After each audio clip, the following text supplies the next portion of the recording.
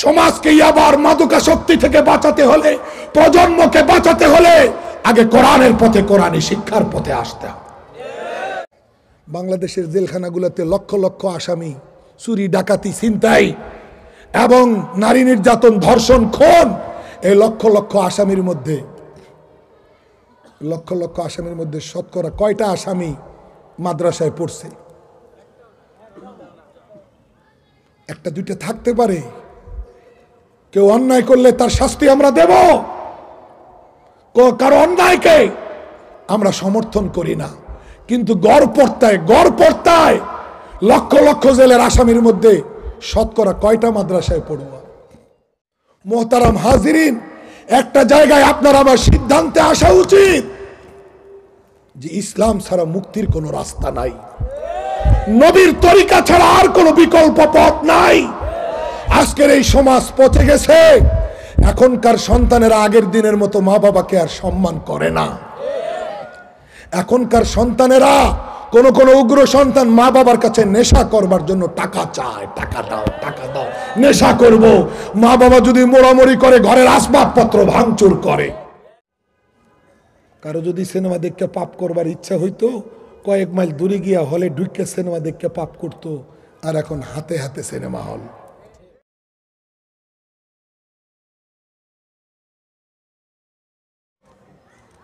মোহতারাম হাজিরিন,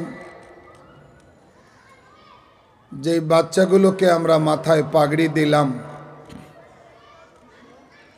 এরা আজকে 30 পারা কোরআন সিনায় ধারণ করেছে। আর হিফজ সম্পন্ন করবার কারণে হাফেজে কোরআন হিসেবে তারা পাগড়ি পেল। কিন্তু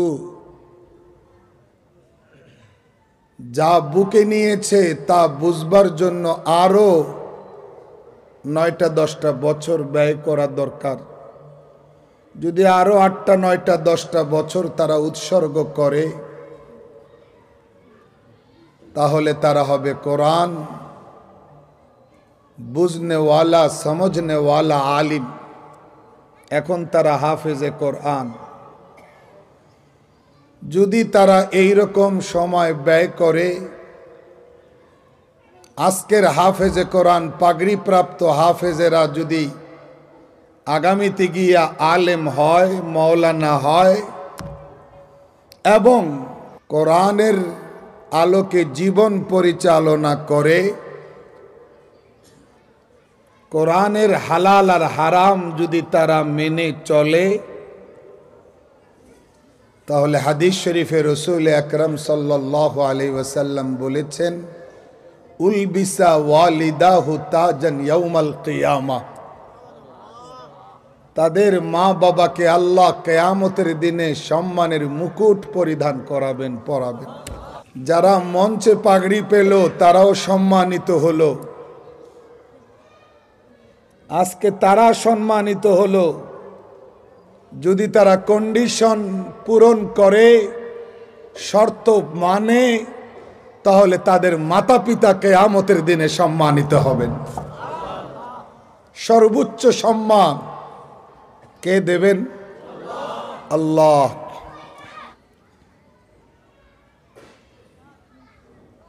আল্লাহ যেন আমাদের সবাইকে কোরআনমুখী করে দেন। দেখুন, একটা মাছকে পানির থেকে উত্তোলন করে এই জীবিত তাজা মাছটাকে আপনি যদি মঞ্চে নিয়ে আসেন, মখমলের চাদরের উপরে রাখেন, 50,000 টাকা মূল্যের স্ক্রিন টাচ মোবাইল দিয়ে ভালো কোনো গায়িকার গান শুনান, আর মাছটাকে এই পদ্ধতিতে জীবিত রাখবার চেষ্টা করেন, পারবেন না জীবিত রাখতে। আমার কথা বুঝে থাকলে জবাব দেবেন, পারা যাবে? আল্লাহর নিজাম আর ব্যবস্থাপনা হলো, আল্লাহ পাক মাছের নিরাপত্তা, জীবিত থাকা নির্ভর করেছেন পানির মধ্যে। পানি ছাড়া ভিন্ন কোনো উপায়ে মাছ জীবিত থাকতে পারে না, শান্তি অনুভব করতে পারে না। মাছের শান্তি যেমন শুধু পানিতে, মাছের মুক্তি, মাছের নিরাপত্তা, মাছের জীবিত থাকা যেমন নির্ভর করে শুধু পানিতে, ঠিক তেমনি মানবতার মুক্তি, শান্তি, নিরাপত্তা নির্ভর করে শুধু কোরআন আর কোরআনী শিক্ষার মধ্যে। এটা যারা বুঝে, এটা যারা মানে, তারা সত্যিকার জ্ঞানী। এটা যারা বুঝে না, মানে না, মানতে চায় না, তারা পাগল। তাদের পাগলা গারদে ভর্তি হওয়া দরকার। আল্লাহ বুঝার তৌফিক দান করেন। যদি আমি জিজ্ঞেস করি আজকের দিনটা কি বার, তাহলে আপনারা জবাবে কি বলবেন? যদি প্রশ্ন করি আজকে কি সূর্য ডুবেছে, আপনারা জবাবে কি বলবেন? ডুবেছে। একজন যদি দাঁড়িয়ে বলে যে আজকে সূর্য ডুবেছে, আমি মানি না, আজকে দিনটা গেছে রবিবার, মানি না, তাহলে তার সম্পর্কে আপনি কি বলবেন? পাগল। যাকে আপনি পাগল বললেন তিনি যদি পাল্টা প্রশ্ন করে, আমি তো বহির্বিশ্ব থেকে পিএইচডি ডিগ্রি কমপ্লিট করেছি, তোমরা আমাকে এত সহজেই পাগল বলে দিলে, তাহলে আপনি কি করবেন? নিশ্চয়ই আপনার জবাব এমন হওয়া দরকার যে আপনার এরকম পিএইচডি ডিগ্রি 1000 থাকলেও তাতে আমাদের কোনো যায় আসে না, আপনি যে পাগল এতে কোনো সন্দেহ নাই। কথা কি পরিষ্কার? তাহলে আজকে সূর্য ডুবেছে এটা সত্য, এই সত্যকে যে মানবে না সে পাগল।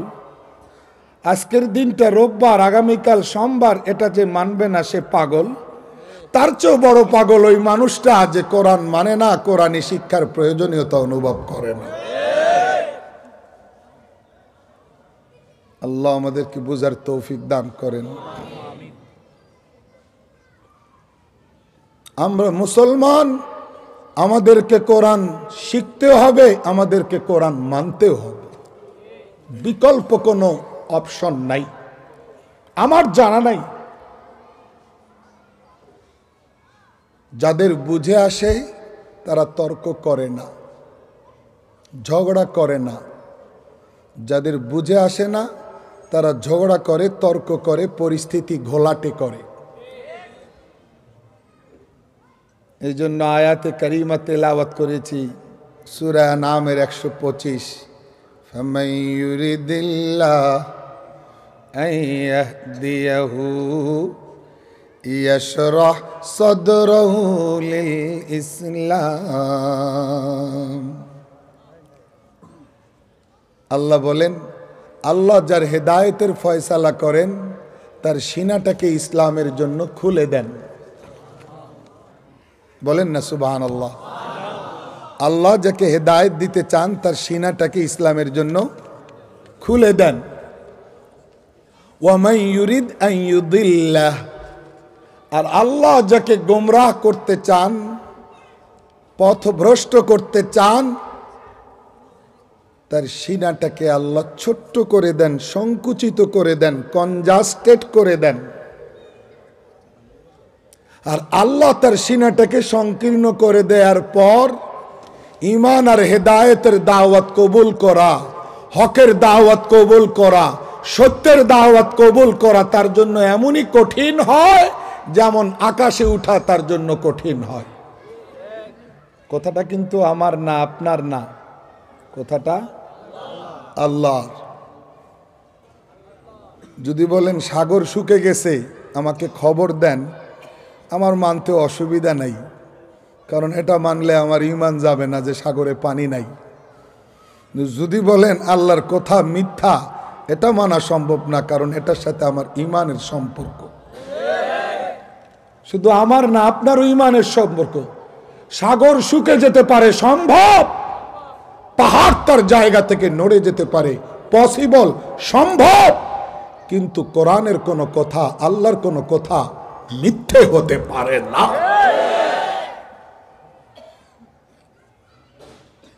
ফামান ইউরিদিল্লাহ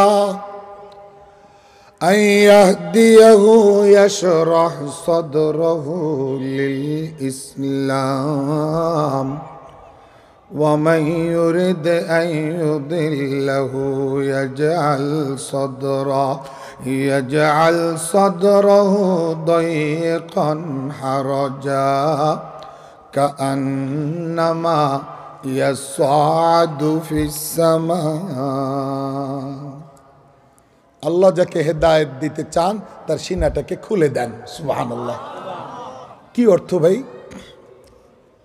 এইরকম আয়াত কিন্তু আল্লাহ আরো এক জায়গায় বলেছেন, আফামান শারাহাল্লাহু সাদরাহু লিল ইসলাম ফাহুয়া আলা নূরিম মির রাব্বি। আল্লাহ যার সিনাটাকে ইসলামের জন্য খুলে দিয়েছেন সে আল্লাহর পক্ষ থেকে বিশেষ এক প্রকার আলো পেয়ে গেছে। এই ব্যক্তি কি ওই ব্যক্তির সমান হতে পারে যে ব্যক্তি আলো পায় নাই? যে ব্যক্তির জন্য আল্লাহ তার সিনাটাকে ইসলামের জন্য খুলে দেন নাই, যার সিনাটাকে আল্লাহ ইসলামের জন্য খুলে দিয়েছেন এবং তাকে বিশেষ আলো দিয়েছেন, এই মানুষটা কি ওই মানুষটার সমান হতে পারে যেই মানুষটা এই আলো পায় নাই? হতে পারে? তাহলে কি মানে? সিনা খুলে দেওয়ার মানে কি? আল্লাহ যাকে হেদায়েত দিতে চান তার সিনা খুলে দেন, তার বক্ষটাকে ওপেন করে দেন, মানে কি? এর মানে হলো, অর্থ হলো আল্লাহ তাকে এমন এক আলো দান করেন, ওই আলোটা দিয়ে সে কোনটা সত্য কোনটা মিথ্যা স্পষ্ট দেখতে পায়। স্পষ্ট। আমরা যারা ঠিক ঠিক বলতেছি, এতক্ষণ পর্যন্ত কথা স্টার্ট হওয়ার পর থেকে এ পর্যন্ত যারা ঠিক ঠিক বলতেছি, এই গায়ের জোরে ঠিক ঠিক বলতেছি না, আল্লাহ ওই আলো দিয়েছেন, এই জন্য ঠিক ঠিক বলার সুযোগ পাইতেছি। কথা বুঝাইতে পারলাম না? কোরআন আল্লাহর কালাম, কোরআনের কোন কথা মিথ্যা হতে পারে না, কোরআনের কোন ইতিহাস মিথ্যা হতে পারে না, কোরআনের কোন বিধান মানুষের ক্ষতির কারণ হতে পারে না। কথা বলেন? সুতরাং কোরআন অনুসরণ করে কোনো মানুষ ক্ষতিগ্রস্ত হতে পারে না। এই যে কথাগুলোকে সত্য বলতেছেন, ঠিক বলতেছেন, তার মানে আল্লাহ বুঝার তৌফিক দিয়েছেন, এই জন্য ঠিক বলতেছেন। আর যাদের বুঝ হয় নাই, এদেরকে 100 জন মানে ধৈরা জাতা দিলেও তারা স্বীকার করবে না। মানি না তো মানি না, মানবো না কইছি তো কইছি, এই জায়গা থেকে আমাকে সরানো যাবে না। বুঝতে হবে তাদের উপরে শয়তান সাওয়ার হয়ে আছে।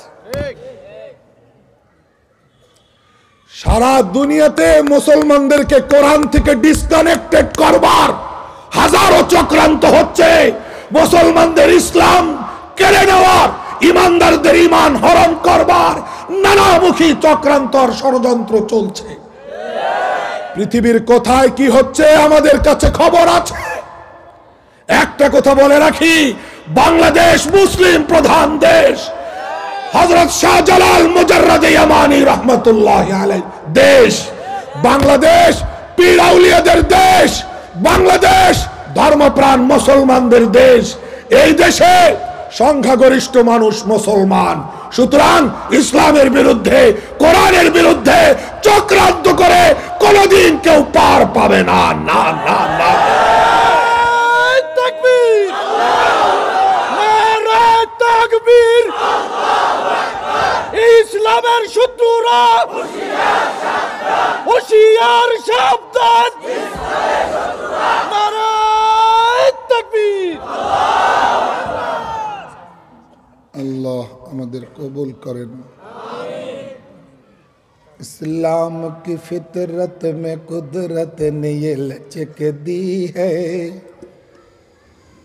इस्लाम की फितरत में कुदरत ने ये लचक दी है। ये इतना ही उभरेगा जितना के दबाओगे। ये इतना ही उभरेगा जितना के दबाओगे। ইসলামের বৈশিষ্ট্যটাই এই রকম, কোরআনের বৈশিষ্ট্যটাই এই রকম যে যত দাবানো হবে তত উপরে উঠবে, যত থামানো হবে তত সামনে যাবে, যত বাধা দেওয়া হবে তত অগ্রসর হবে, যত সংকুচিত করা হবে তত সম্প্রসারিত হবে। এটা কার বৈশিষ্ট্য? এটা ইসলামেরও বৈশিষ্ট্য, এটা কোরআনেরও বৈশিষ্ট্য। हस्ते कुरान मरतरा हम चुआसा, हस्ते कुरान मरतरा हम चुआसा, कुफ्र हाय दरकशन चु अजदहा। আরেফে রুমি রহমতুল্লাহ আলী বলেন যে কোরআন হলো তোমাদের জন্য মুসা আলাইহিস সালামের মুজিজা লাঠির মতো। কিসের মতো? এই মুজিজার লাঠির শক্তি বেশি ছিল না ফেরাউনের হায়ার করা জাদুকরদের জাদুর শক্তি বেশি ছিল? হ্যাঁ, জাদুকর ছিল হাজার হাজার, কোনো বর্ণনায় 70,000, আর নবী ছিলেন একজন মুসা আলাইহিস সালাম। 70,000-এর শক্তি বেশি ছিল না মুসা আলাইহিস সালাম একজনের শক্তি বেশি ছিল? কারণ মুসা আলাইহিস সালামের সঙ্গে আল্লাহর শক্তি মিশে ছিল। আল্লাহর শক্তি যদি একজনের সঙ্গে লাগে তাহলে একজনের শক্তি 1 কোটির উপরে থাকবে। পাওয়ারটা তো কার? আল্লাহ। মানুষেরা আমেরিকার সুপার পাওয়ার কয়, আমার গা জ্বলে। আমেরিকা কেমনে সুপার পাওয়ার হয়? চাঁদ সূর্যকে আমেরিকার কথা শুনে? কথা বলেন। সাগর উত্তাল হয় কি আমেরিকার কোথায়? দান যায় দিন যায়, রাত আসে, রাত যায় দিন আসে, এগুলো কি মার্কিন প্রশাসনের কথা মতো হচ্ছে? তো এগুলি যার হুকুম হয় তিনি না সুপার পাওয়ার। সুপার পাওয়ার আবার রাষ্ট্র হয় কেমনে? ইমান বিরোধী কথাবার্তা। আমার গা জ্বলে। কে কয় চীন সুপার পাওয়ার, কেউ কয় আমেরিকা পরাশক্তি। কিসের সুপার পাওয়ার? সুপার পাওয়ার তো আমার আল্লাহ। আল্লাহ ভাই কথা কষ্ট লাগে। আল্লাহ বুঝ দান করেন। যেদিন বুঝ আসবে ওদিন আর ঝগড়া থাকবে না। আল্লাহ হেদায়েত দান করো আল্লাহ। हस्ते कुरान मरतरा हम चुआसा, कुफ्र हाय दरकशन चु अजदहा। মুসা আলাইহিস সালামের মুজিজার লাঠির শক্তি। ফেরাউন হাজার হাজার জাদুকরকে আনছে মুসা আলাইহিস সালামের সঙ্গে ফাইট দেওয়ার জন্য। জাদুকররা এসে জিজ্ঞেস করে মুসা আলাইহিস সালামকে, ফেরাউনকে জিতলে কি দিবেন? জিতলে ফেরাউন কয়, এত বড় কাজ ঘটাইবা, কি পুরস্কার দিব কত? কি কি চাও? মন্ত্রিত্ব দিলেও তো এটার পুরস্কারের হক আদায় হবে না। যাও একটা পুরস্কার ডিক্লেয়ার করলাম, ইন্নাকুম লামিনাল মুকাররাবিন। যারা পাগড়ি পাইছে তাদেরকে জিজ্ঞেস করেন যে হুজুর যে আয়াতগুলো পড়তেছে এগুলো কোরআন শরীফে আছে না নাই? ইন্নাকুম লামিনাল মুকাররাবিন। কি আর পুরস্কার? যাও তোমরা এখন আমার সবচেয়ে নিকটতম ব্যক্তি হয়ে যাবে। যাও 24 ঘন্টা দরজা খোলা, যখন আইবা তোমাদের। এর চেয়ে বড় পুরস্কার আর কি? রাজাই যদি আপনারে কয় যা 10,000 টাকা নিয়ে যা, আর কোনো সম্পর্ক নাই, এইটা আপনি নিবেন না? যদি বলে 24 ঘন্টা আমার দরজা তোর জন্য খোলা, রাত 2টা হলে আসবি, কোনটা নিবেন? ফেরাউন কিন্তু চালাক, ওইটাই ঘোষণা করছে। আর পুরস্কার পছন্দ হয়েছে জাদুকরদের। এখন মুসা আলাইহিস সালামকে জিজ্ঞেস করে, আচ্ছা স্টার্ট কে করবো, আপনি না আমরা? মুসা আলাইহিস সালাম, তোমরা দেখাও কি আছে তোমাদের কাছে। এরা রশিগুলা ছাইরা দিল, ডানে বামে সামনে পিছনে সাপ। আরে এত সাপ! মুসা আলাইহিস সালাম কি করবেন? আল্লাহ আমার কি করুন? আল্লাহ কয় হতো চিন্তা নেই, নো হেজিটেশন, নো টেনশন, কিসের এত চিন্তা? লাঠি একটা দিছি না, এটা ছাইরা দাও, ফেলে দাও। মুসা আলাইহিস সালাম লাঠিটা ফেলে দিলেন। লাঠিটা, জোরে কথা বলেন না। আপনি মাহফিল শেষে বাড়ি যাওয়ার সময় লাঠি যদি একটা আপনার হাতে থাকে আর আপনি যদি রাস্তায় সাপ দেখেন, সাপ দেখে লাঠি ফেলবেন না লাঠিটা শক্ত করে ধরবেন? হ্যাঁ, তাহলে তো হাজার হাজার সাপের মধ্যে আল্লাহ তো বলার দরকার লাঠিটা দিয়ে মারো, আল্লাহ উল্টা করে লাঠি ফেলে দাও। হ্যাঁ, এই জমানার ব্যারিস্টাররা হইলে কইতো আসমান থেকে রং ডিসিশন আসছে, মাননীয় আদালত, মাননীয় আদালত, আসমানওয়ালার ডিসিশন রং, এই কথা বলতো না। কিন্তু পয়গম্বর এই কথা কইতে পারে না। পয়গম্বরের অন্তরের বিশ্বাস যে আল্লাহ যেটা বলবেন এটাই রাইট। সারার সময় রাখতে কইলে রাখা রাইট, আর রাখবার সময় ফেলে দিতে কইলে ফেলে দেওয়ার হুকুম রাইট। এই বিশ্বাস পয়গম্বরের থাক সবার, আমাদের নাই, আমাদের নাই। যদি আমাদের থাকতো তাহলে কোরআন আর কোরআনের হুকুম আকাম নিয়া কারো সাথে কারো লাগতো না। পরিবেশটা সব সব জায়গায় একরকম হইতো। কেন এক শ্রেণী পয়দা হবে যারা বলবে আধুনিক যুগে কোরআন চলে না, আমাদেরকে আমাদের মতো চলতে দেন। বাংলাদেশে বৈশা যদি তুমি তোমার মত মতো চলতে চাও, কোরআন আর হাদিসের হুকুম মানতে না চাও, তো এই দেশে বসবাস না করে বর্ডার খোলা আছে, যাও। আর কথা বলে ঠিক হবে না। এদেশে থাকতে হলে, মুসলিম প্রধান দেশে থাকতে হলে কোরআন সুন্নাহর বিধান মানতে হবে, সম্মান প্রদর্শন করে থাকতে হবে। আল্লাহ বুঝার তৌফিক দান করো। আল্লাহ বললেন লাঠি ফেলে দাও। মুসা আলাইহিস সালাম লাঠি ফেলে দিলেন, সর্বনাশ হইল বিশাল অজগর সাপ। সাপ গিল্লা খায় ফেলাইলো, আপনারাও জানেন। এখন বলেন শক্তি লাঠির বেশি হইলো না জাদুঘরের জাদু? সঙ্গে সঙ্গে সমস্ত জাদুকরেরা সেজদায় পড়ে গেল। আমান্না বিরব্বিল আলামিন রব্বি মুসা ওয়া হারুন। যারা মুসা আলাইহিস সালামকে ডাউন দেওয়ার জন্য, পরাস্ত করার জন্য, মুসা আলাইহিস সালামকে পরাজিত করবার জন্য আসলো, পুরস্কার চাইলো, ফেরাউন পুরস্কার ঘোষণা করলো, তাদের পছন্দ হইল, তারা সেজদায় পড়ে গেল। ফেরাউন কই, কি এটা কি? তোমাদের জাদু সব শেষ হয়ে গেছে বুঝলাম, তোমরা সেজদায় গেলা কা?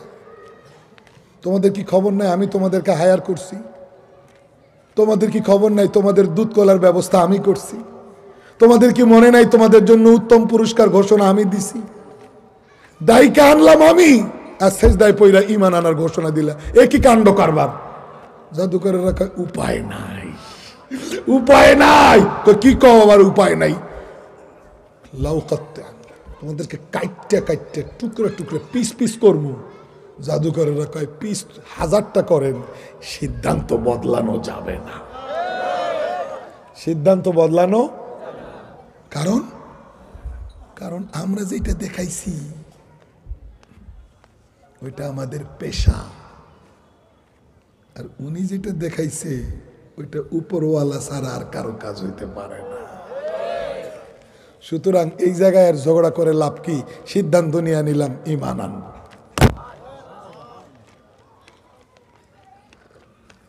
আচ্ছা ভাই, এই সিদ্ধান্তটা কি ফেরাউন নিতে পারতো না?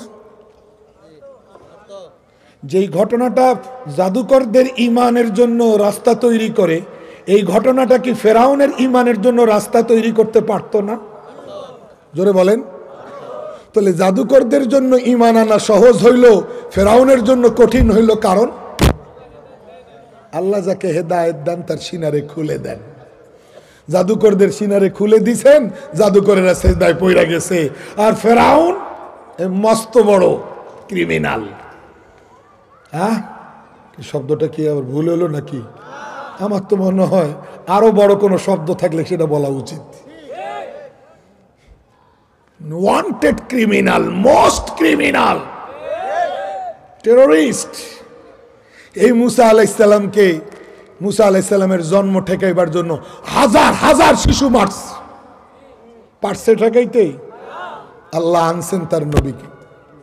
হ্যাঁ, তা যে নিষ্পাপ বাচ্চাদেরকে, বাচ্চা মায়ের পেট থেকে দুনিয়ার আলো দেখতে পারে না, তার আগেই বাচ্চাকে হত্যা করে, সে কি মানুষ? সে তো জানোয়ার, পশুর চেয়েও খারাপ। সে পশুর চেয়েও খারাপ। কেউ যদি কয় একটা সাম্রাজ্য চালাইছে, একটা রাজা, আপনি তারে পশু কন, জানোয়ার কন, আপনার একটু মুখে বাঁধে না? আরে যার ইমান নাই সে আবার মানুষ হয় কি করে? তাকে তো আমি পশুই বলবো। কথা বলেন না কেন? হ্যাঁ ভাই, মানুষ হাতে ঘড়ি দেয়, ঘড়ি ব্যবহার করে। এই ঘড়িটা হাতে কেন দেয়? হাতকে সুন্দর করার জন্য? এটা কি মূল? এটা কি মূল কারণ? ঘড়িওয়ালা ঘড়ি আবিষ্কার করছে, ঘড়ির আবিষ্কারক ঘড়ি আবিষ্কার করছে মানুষের হাতকে সুসজ্জিত করার জন্য। হাতে দিলে হাত ভালো দেখায়, সেটা ভিন্ন কথা। ঘড়ি আবিষ্কারের উদ্দেশ্য তো এটা না। ঘড়ি আবিষ্কারের উদ্দেশ্য সময় দেখা। এখন আমি 1 লাখ টাকা দিয়ে ঘড়ি কিনলাম, হাতে দিলাম, হাতও খুব সুসজ্জিত হইল, কিন্তু কয়টা বাজে দেখা যায় না। এটার নাম কি না? ঘড়ি না। মানুষকে আল্লাহ দুনিয়াতে বানাইছেন আল্লাহর উপর ঈমান আনার জন্য। কথা বলেন না কেন? হ্যাঁ, মানুষ আইসা দুনিয়াতে রাজত্ব করবে, এটা ভিন্ন কথা।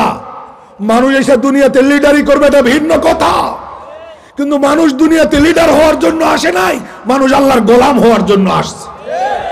সুতরাং এই উদ্দেশ্য যেই মানুষের কাছে পাওয়া যাবে ওইটাই মানুষ। যার কাছে পাওয়া যাবে না এই উদ্দেশ্য, সে দেখতে মানুষ, আসলে সে মানুষ না। মানুষ কথা কোনটা ভুল কইলাম? فَمَن يُرِدِ اللَّهُ أَن يَهْدِيَهُ يَشْرَحْ صَدْرَهُ لِلْإِسْلَامِ। আল্লাহ যাকে তৌফিক দেন মুসলমান হওয়ার, আল্লাহ যাকে হেদায়েত দিতে চান, তার বুকটাকে আল্লাহ খুলে দেন। যার বুকটাকে আল্লাহ খুলে দেন, বিশেষ আলো দেন, তার মনে আর কোনো খটকা থাকে না, কোনো প্রশ্ন থাকে না।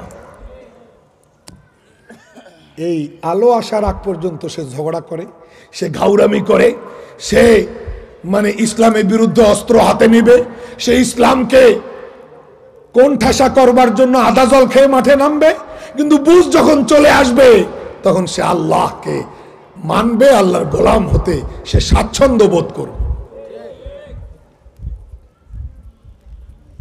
এক মহিলা, বুখারী শরীফের হাদিস, হঠাৎ এসে আল্লাহ নবীর দরবারে দেখা করে মুসলমান হয়ে গেলেন।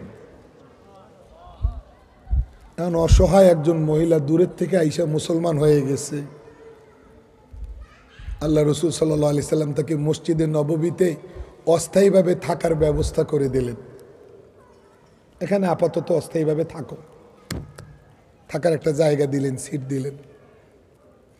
ইমাম বুখারী রহমতুল্লাহ আলাইহি চোখ পড়ে গেছে এই ঘটনায়। উনি শিরোনাম বানাইলেন বাবু নাউমিল মারআতি ফিল মসজিদ। মহিলাও ঠেকাবে ঠেকায় মসজিদে ঘুমাইতে পারবো, একটা শিরোনাম বানাই দিলেন। মহিলা মসজিদে সিট পাইল অস্থায়ীভাবে, এমার্জেন্সি সিচুয়েশনে, আল্লাহর নবীর ব্যবস্থাপনায় সাল্লাল্লাহু আলাইহি ওয়াসাল্লাম। মহিলা দিনে নাই রাতে নাই, সুযোগ পাইয়া আম্মা জান আয়েশার কাছে আসে আর একটা কবিতা পড়ে। কিন্তু কবিতার ব্যাকগ্রাউন্ড খুলে কয় না। বুঝেন নাই কথা? আম্মা জান আয়েশার তো হুজরা মসজিদে নববীতেই। মহিলা সকালে বিকালে যখন আল্লাহ রসুল হুজরায় থাকেন না, মহিলা আম্মা জান আয়েশার কাছে দৌড়ে আসে, আয়েশা কবিতা গায়, কিন্তু কবিতার ব্যাকগ্রাউন্ড খুলে কয় না। আম্মা জান আয়েশা বলে, কি বলো? মহিলা কবিতা পড়ে। কবিতাটা কি? ওয়াউমুল বিশাহি মিন তাজিবি রব্বিনা আলা ইন্নাহু মিন বালদাতিল কুফরি আনজানি। আম্মা জান আয়েশা বলে, তুমি সকাল নাই বিকাল নাই আমার কাছে আইসাই এই কবিতাটা পড়ো, এটার পিছনে কি ব্যাকগ্রাউন্ড খুলে কও। তখন মহিলা ব্যাকগ্রাউন্ড খুলে বলা শুরু করছে, শুনবেন মজার কথা, শুনবেন? এটা না শুননা কে কে যাইবেন হাত উঠান। হ্যাঁ, এটা শুনবেন? আমার তো গলা ভাঙ্গা, অসুস্থ, কষ্ট হইব কইতে, তারপরেও কিন্তু শোনা দরকার। মহিলা বর্ণনা দিতেছে আম্মা জান আয়েশা রাদিয়াল্লাহু আনহাকে, এই ঘটনা কি? মা, আমি এক পরিবারে বান্দি ছিলাম, দাসী ছিলাম, লং টাইম সার্ভিস দিছি, তারা আমার উপর খুশি হয়ে আমাকে মুক্তি দিয়ে দিছে, তুমি এখন থেকে আর বান্দি না, মুক্ত। ওই জমানায় তো গোলাম বান্দির প্রচলন ছিল। হ্যাঁ, মহিলা বলছেন, এখন তো নবীজির সাহাবিয়া হয়ে গেছে আম্মা জান আয়েশাকে, যে এক পরিবারে আমি লং টাইম বান্দি ছিলাম, দীর্ঘদিন কাজ করার পরে তারা আমাকে খুশি হইয়া আজাদ করে দিয়েছে, মুক্তি দিয়ে দিছি। আমি সিদ্ধান্ত নিয়ে তাদেরকে বললাম, তোমরা তোমাদের কাজ করছো, তোমরা উদারতা দেখাইছো, এটা তোমাদের সিদ্ধান্ত, কিন্তু আমি তোমাদেরকে ছেড়ে যাব না। বেশ কম হইল এতটুকু, আগে বান্দি ছিলাম, এখন মুক্ত, বাকি তোমাদের সঙ্গে আমার একটা রিলেশন হয়ে গেছে, সম্পর্ক হয়ে গেছে, আমি তোমাদেরকে ছেড়ে যাব না, তোমাদের কাছেই থাকবো। তারা বলল, বেশ ভালো কথা, থাকো। হঠাৎ একদিন তাদের বাচ্চার গলার হার হারাই গেল। হারটা ছিল মুক্তার, মানে মুক্তার কারুকার্য ছিল, অনেক দামি হার বাচ্চার গলায় তারা পরাইছে, এই গলার হারটা আর পাওয়া যাইতেছে না। তারা আমাকে চুন্নি সাব্যস্ত করলো, কি আমি চুরি করছি। সবাই মিলে আমারে চার্জ করে, বডি সার্চ করে, চার্জও করে আবার সার্চও করে, শব্দ দুইটা, চার্জ সার্চ। হ্যাঁ, মানে চার্জ করে মানে তুমি নিছো, সত্য কথা কও, মানে সোরের যেমনে মানে মানুষ বাঁকায়। আবার যখন কই আমি কোত্থেকে নিছি, আমি নেই নাই, তখন আমার বডি সার্চ করে, তল্লাশি করে, ফুল বডি। হাত্তা ফাত্তাশু কুবুলি, বুখারী শরীফের হাদিসের শব্দ। তা আমার লজ্জা স্থানটা পর্যন্ত সার্চ করছে। কি ন্যাক্কারজনক যে আমি লজ্জা স্থানে এটা লুকাইয়া রাখছি কিনা, কিন্তু সার্চ করে তারা ব্যর্থ হয়েছে, কিছু পায় নাই। যদি লজ্জা স্থানও সার্চ করে, চেক করে, আর না পায়, করার কি আছে? পাইল তো না, স্বীকারও করলাম না, নেইও নাই, কিন্তু সুন্নি তো হয়ে গেলাম, দেলটা তো ফাইটটা সুইরা শেষ হয়ে যাইতেছে, কি ফাটবে না? যাবে।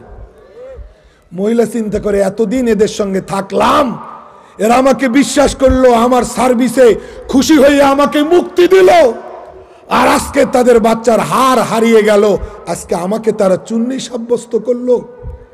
কান্না করে, প্রচন্ড যন্ত্রণা নিয়ে মহিলা আসছে। হঠাৎ দুপুর বেলায় একসঙ্গে গোল হয়ে সবাই বসা, মাথার উপরে একটা চিল উঠতেছে, চিল, চিল বুঝেন না? চিলের ঠোঁটের মধ্যে ওই হার, চিল রাউন্ড দেয়, চিলের ঠোঁটের মধ্যে হার। যখন সবাই চিলের দিকে তাকায়, চিল হাতটা একবারে সবাই সামনে, চোখের সামনে, চাক্ষুষ হাতটা উপর থেকে নিচে ফেলে দিস। মহিলা হাতে হার নিয়ে কয়, এই হার পাখির থেকে পাইল, সিল কেমনে নিল আর সিল কেমনে দিল, এটার জন্য তো তোমরা আমার সুন্নি বানাইলা, এটা আবার ওর কাছে গেল কেমনি, সিলের কাছে গেল কেমনি, সিল পাইলো কোথায় আর সিল দিল কেন? কি আপনি চেতবেন না? তোমরা যে আমার সুন্নি বানাইছিলা, আমি নিছি কইছিলা, আমার যে সব চেক করছিলা, ফুল বডি তল্লাশি করছিলা, এখন কি কইবা তোমরা? কও সেইটা ফায়ার আগুন। ওরা কি করব? এই জমানায় এইরকম সিচুয়েশনে ইংরেজিতে একটা শব্দ সবাই খুব বলে, সরি। কি এক শব্দ দিয়ে সব অন্যায় দাফন, এত সোজা? সব জায়গায় সরি চলে না। আল্লাহ আল্লাহ রসুলকে আঘাত করে সরি বললে হবে না, তওবা করতে হবে। আর কথা বলেন না কেন? সব জায়গায় সরি শব্দ যথেষ্ট নয়, কি লাগবে?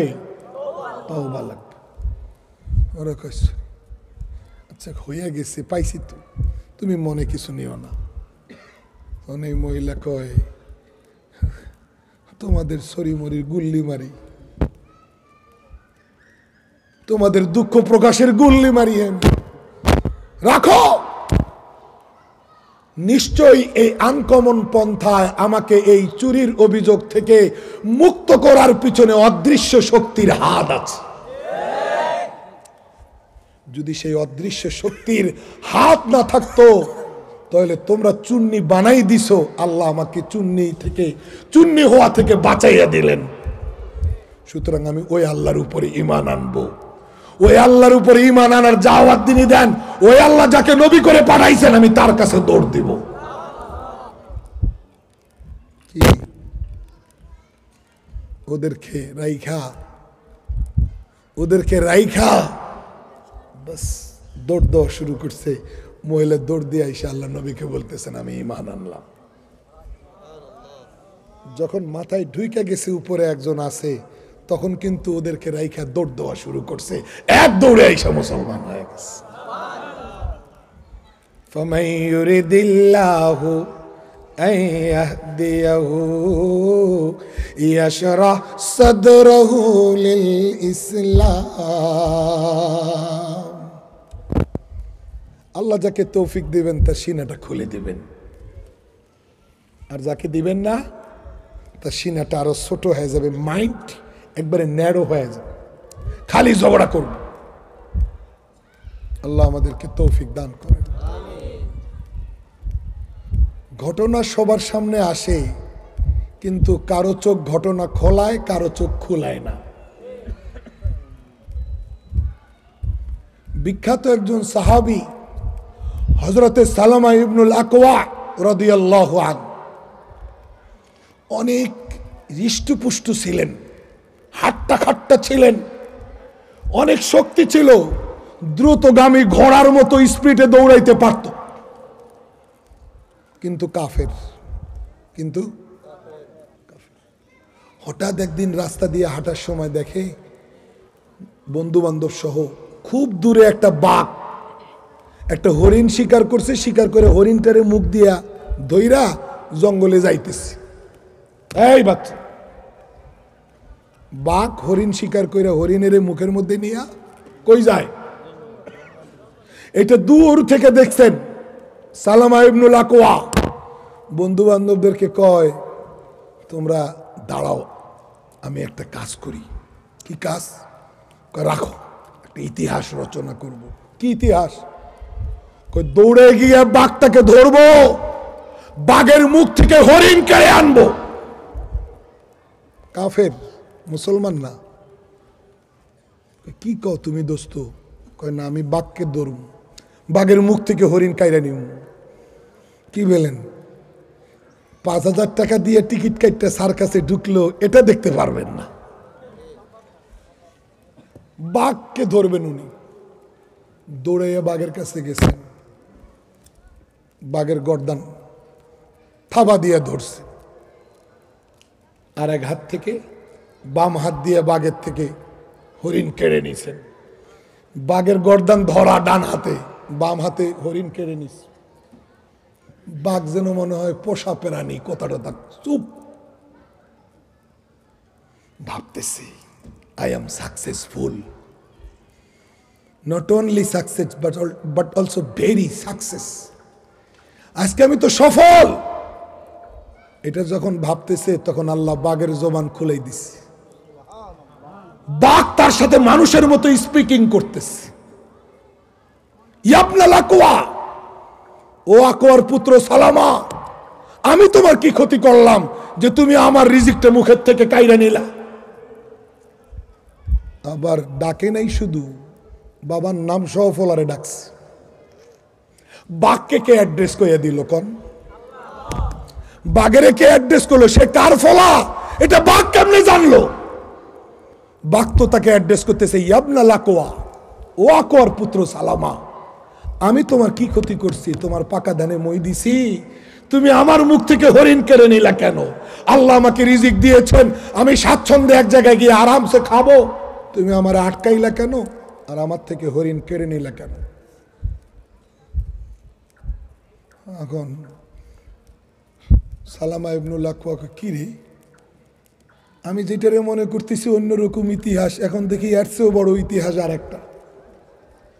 আমি তো মনে করছি বাঘকে ধরতে পারাই বড় ইতিহাস, আমি তো মনে করতে পারছি যে বাঘকে পরাস্ত করাটাই আমার জন্য বড় ক্রেডিট। এখন দেখি আরো বড় ঘটনা, বাঘ আমার সাথে কথা কয়। এই তামাশা তো আর কোথাও জীবনে দেখি নেই। উনি আকাশ থেকে পড়ে গেছে, বন্ধুদেরকে ডাকে, এই কাছে আয়, বাঘ কথা কয় আমার লগে। এদের কাম নেই, এরা তো ডরাইতেছে।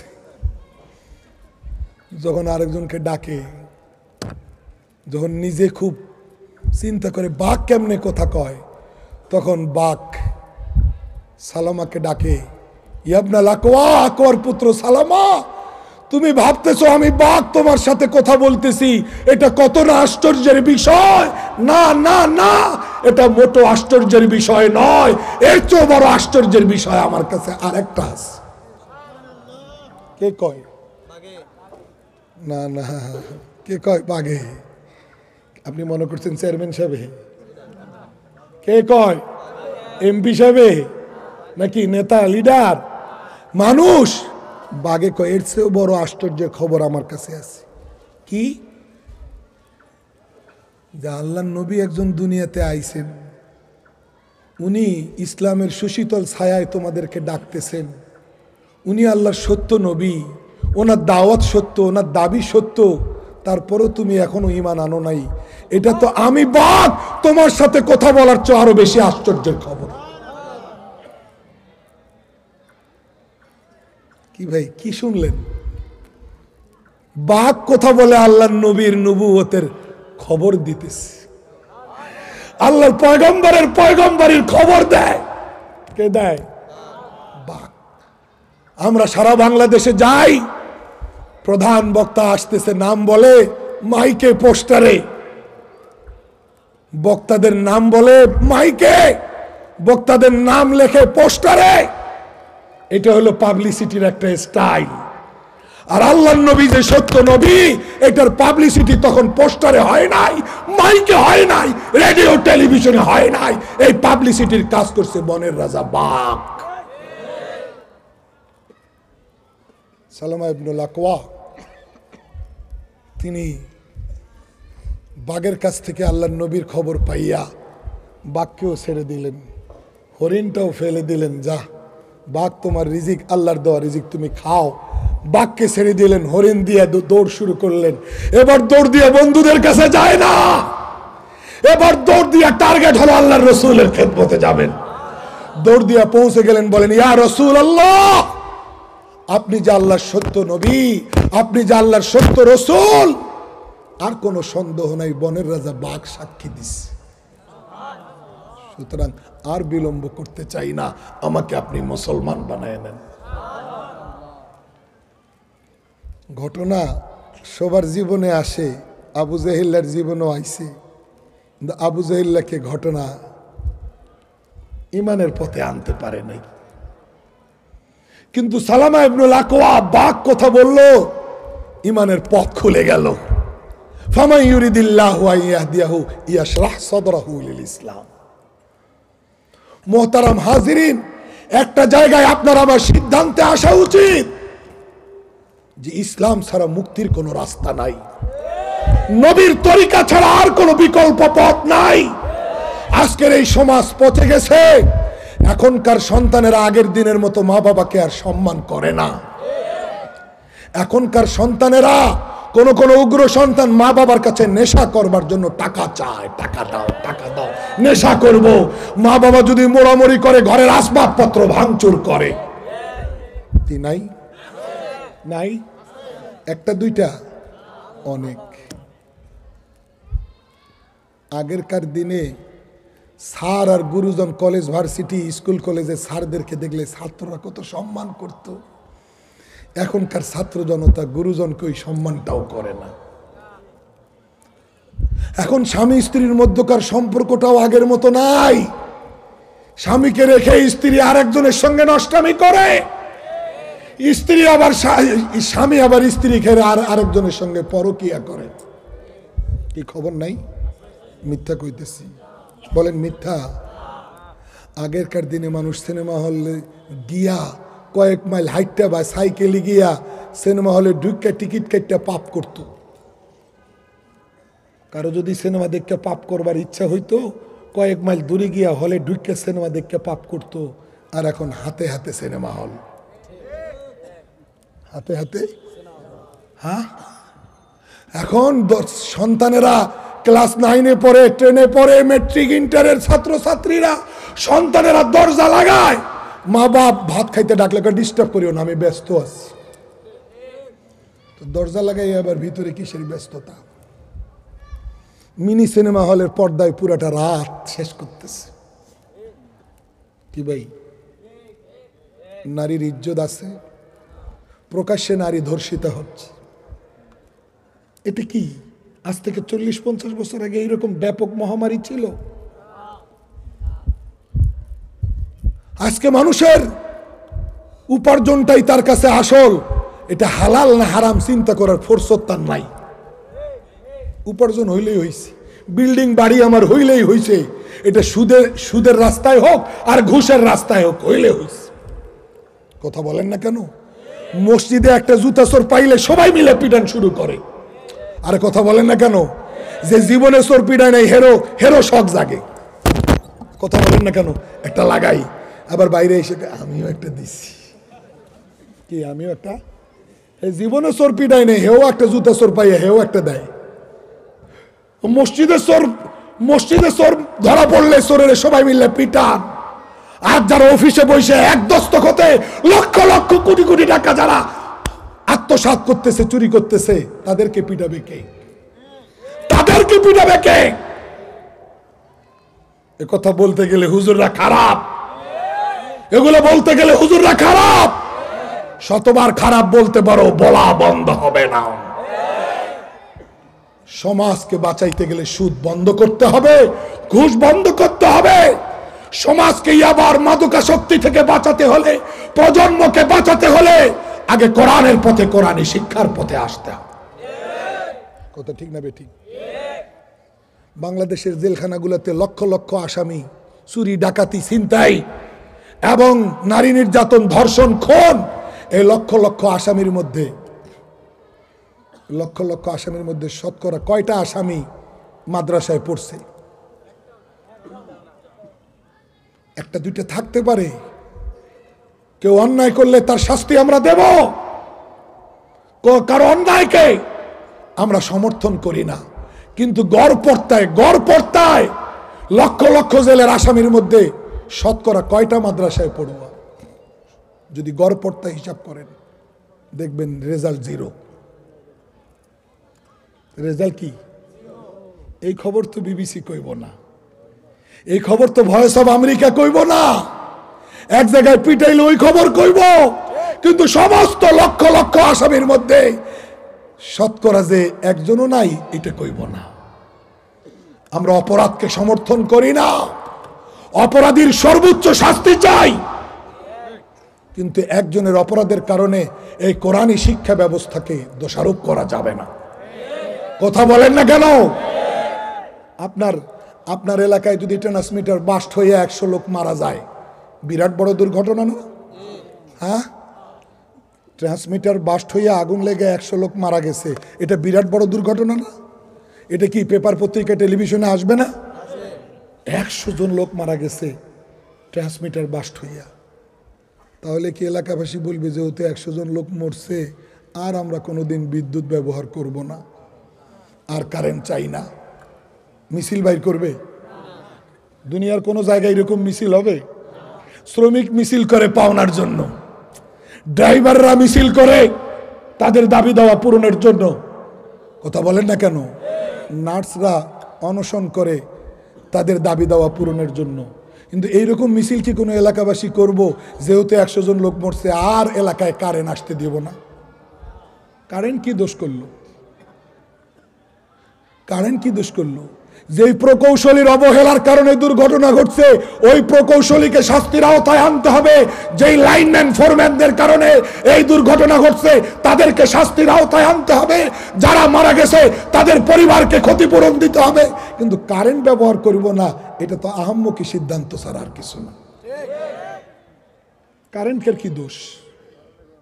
কথা বলেন, কারেন্টের কি দোষ? বিদ্যুতের কি দোষ? বিদ্যুৎ তো একটা ফ্যাসিলিটিস, বিদ্যুৎ তো একটা সুবিধা। বিদ্যুৎ যত না প্রয়োজনীয়, তার চেয়েও বেশি কোরআনী শিক্ষা প্রয়োজনীয়।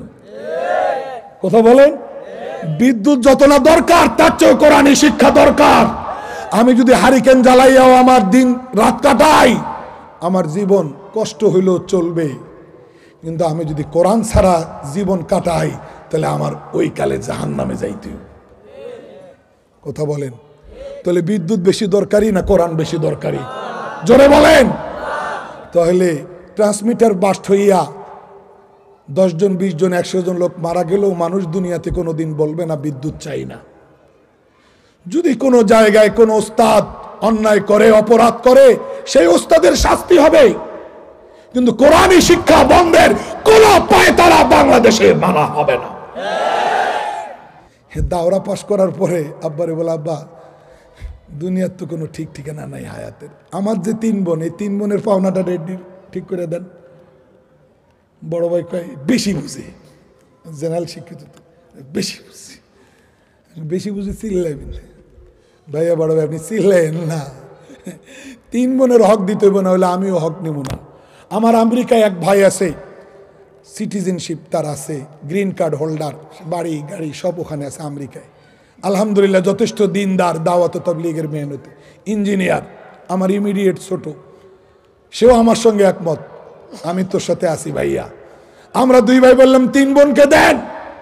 3 বোনের পাওনা বাবা জীবিত থাকতে বন্টন নামা চূড়ান্ত করলাম। বাবা মারা গেছেন, 3 বোনকে পাওনা রেজিস্ট্রি করে দিছি। কিয়ামতের দিনে আমার 3 বোনের কোনো বোন আমাদের আঁচল, আমাদের দামান ধরতে পারবেন না যে তোকে পুলসেরাত পার হইতে দিব না, হক দেশ নাই। আমি যে আমার ইন্টারের সময় 2 ফুফুকে পাওনা বুঝাইয়া দেওয়ার জন্য আব্বাকে কাউন্সিল করলাম, আমি দাওরা পাশ করে আমার 3 বোনের হক বুঝাইয়া দিলাম। এটা কোন শিক্ষা আমাকে শিখাইলো? এটা কোরআনী শিক্ষা। এরকম পাওনাদারদেরকে হক দেওয়া শেখায়, পাওনাদারদেরকে কোরআনী শিক্ষা। কোন স্বামীকে মেয়েদের কাছ থেকে, স্ত্রীর কাছ থেকে, স্ত্রীর বাবার গলায় গামছা পেঁচাইয়া যৌতুক দিতে দেবে না। দিবে? উল্টা কোরআনী শিক্ষা স্বামীকে মোহরানা আদায় করতে বাধ্য করে। আমি আমার ছাত্রদেরকে হাসতে হাসতে সেদিন বললাম, যারা ভবিষ্যতে বিয়ে করি, মাস্টার্স তো কমপ্লিট করে তোরা যাচ্ছিস, বিয়ে করার সময় মোহরানাটা দেওয়ার নিয়ত করে বিয়ে করিও। 10,000 টাকা বুকিং মানি দিয়ে কইও না যে পরে বাকিটা পরে। কোনো আছে তো 10,000 টাকা বুকিং মানি দেখে বাকিটা পরে দিব। আবার এইরকম অভিনয় করে বউজনও কয় যে আচ্ছা তুমি চিন্তা করিও না, আমি মাফ করে দিলাম। না, সে খুশি মনে মাফ করলে মাফ, কিন্তু আপনি যদি না দেন আর মাফ না করে, রক্ষা নাই। মোহতারাম হাজিরিন, কোরআনী শিক্ষা যৌতুক নিতে নিষেধ করে, মোহরানা আদায় করতে বাধ্য করে। কথা বলেন না কেন? বাবা মারা যাওয়ার সময় হুইল চেয়ার দরকার, অসুস্থ হসপিটালে, সবাই হুইল চেয়ার কিনে দেওয়ার সামর্থ্য আছে, 13,000 টাকা না 12,000 টাকা দাম, কিন্তু আমি আগে গিয়ে সবাই পৌঁছাইছি। আমি জানি এই সুযোগটা অন্য কোনো ভাই বোনকে দেওয়া যাবে না, কারণ এই দোয়াটা মরবার আগে আমাকেই নিতে হবে। এই কোরআনী শিক্ষা আমার অন্তরে প্রেরণা যোগায়। গাবতলিতে গিয়া নাবিল বাসের ছাদের মধ্যে 40,000 টাকার খাট পাঠাইছি। আমার বাবা যেন যদি টয়লেট করতে হয় এই খাটেই করতে পারে, যদি একটু বসতে চায় এটা যেন ঘুরাইয়া বসার মতো পজিশনে নিতে পারে, শুইতে চাইলে আবার যেন এটারে শোয়ার মতো পজিশনে নিতে পারে। ঢাকা থেকে খাট পাঠাইছি। বাবার খেদমত করা যে জরুরি।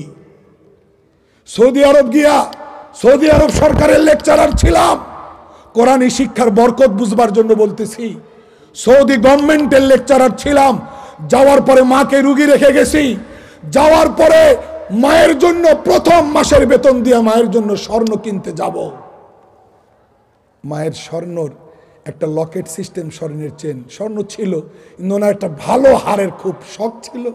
প্রথম বেতন দিয়ে আমি ওইটা কিনবো, এটা আমার এরাদা ছিল। কিন্তু আমার সৌদি আরব গিয়া 1 মাস চাকরি করার আগেই, বেতন পাওয়ার আগেই আমার মা ক্যান্সারে আক্রান্ত হয়ে দুনিয়া থেকে গেলেন। আমি আমার মায়ের জন্য স্বর্ণ কিনবার যে টাকা বরাদ্দ করেছিলাম, বেতন কিনে আমার মায়ের এই আশা নিবারণ করব, ওই টাকা দিয়ে মায়ের স্বর্ণ কিনতে পারি নাই, কিন্তু মায়ের নামে মসজিদে কার্পেট কিনে দিয়েছি। মোহতারাম হাজিরিন, মা ভক্তি, বাবা ভক্তি কোরআনের কারণে ভিতরে আসছে, কোরআনের কারণে ভিতরে আসছে। আজকে যদি আমার মা বাবা আমাকে কোরআনের হাফিজ না বানাইতেন, আলেমে দ্বীন না বানাইতেন, অন্য ভাইদেরকে স্কুল কলেজে পাঠাইছেন, আমাকেও যদি পাঠাইতেন, তা আমি তো আল্লাহর কালাম পড়তে পারতাম না, আল্লাহর কোরআন তো তাফসীর করতে পারতাম না। আল্লাহকে বলি, আল্লাহ, যেই মা বাবা অন্য ভাই বোনদের মতো আমাকে স্কুল কলেজে না পাঠাইয়া কোরআনের খাদেম বানাইবার জন্য আমাকে মাদ্রাসায় পাঠাইছেন, ওই মা বাবার অন্য কোনো নেক আমল যদি নাও থাকে, আমার এই মা বাবার একটা সিদ্ধান্তের কারণে তাকে তুমি তাদের দুইজনকে বেহেশত দাও। মোহতারাম হাজিরিন, কোরআনী শিক্ষা আনুগত্য শেখায়, কোরআনী শিক্ষা সন্তানদেরকে মা বাবার অনুগত বানায়, ঠিক না বে ঠিক? এই শিক্ষার জন্য আমরা কি সবাই রাজি না? কারা কারা রাজি? এই মাদ্রাসাকে সাহায্য করব তো ইনশাআল্লাহ। যারা কোরআন শিক্ষা কার্যক্রমের সঙ্গে যুক্ত আছি, মসজিদ ভিত্তিক এই কার্যক্রমের সঙ্গে সবাই যুক্ত হব তো ইনশাআল্লাহ। আল্লাহ সবাইকে আমল করার তৌফিক দান করেন। কথা মনে করছি আধা ঘন্টা বলবো, কথা বলে ফেলছি অনেকক্ষণ। আর আমারও বিশ্বাস ছিল না যে ভাঙ্গা গলার এই কথাগুলো আপনারা শুনবেন, কিন্তু না, আপনারা অবাক করে দিয়ে আপনারা শেষ পর্যন্ত বসে থাকলেন, কথাগুলো শুনলেন।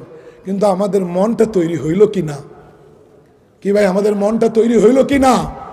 যতদিন বাঁচব কোরআন আর কোরআনী শিক্ষার উপরে আমরা চলবার চেষ্টা করব, ঠিক আছে না? আল্লাহ আল্লাহ রসুলের হুকুম মানবো তো ইনশাআল্লাহ, হালাল হারাম মানবো তো ইনশাআল্লাহ। আল্লাহ আমাদেরকে মাননেওয়ালা মুসলমান হওয়ার তৌফিক দান করেন।